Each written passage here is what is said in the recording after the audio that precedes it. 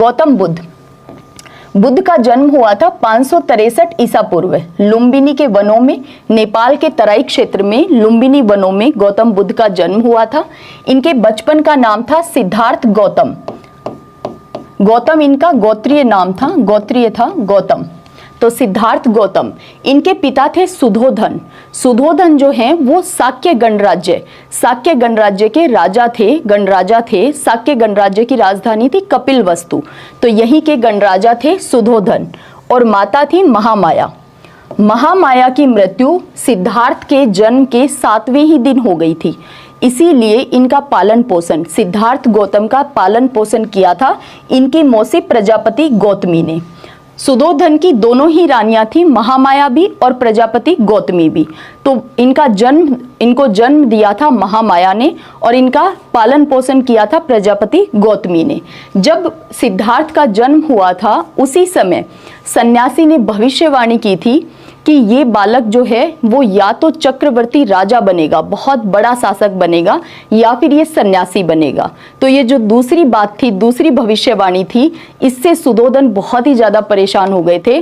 और सुधोधन ने हर वो कोशिश की कि किसी भी तरह से सिद्धार्थ जो है वो सन्यासी बनने की तरफ, यानी वैराग्य का भाव किसी भी तरह से सिद्धार्थ के मन में ना आए।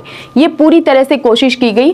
राजमहल में सारे ऐश और आराम की व्यवस्था की गई और इसी के चलते सुधोधन ने मात्र 16 वर्ष की आयु में ही सिद्धार्थ गौतम का विवाह कर दिया था यशोधरा से।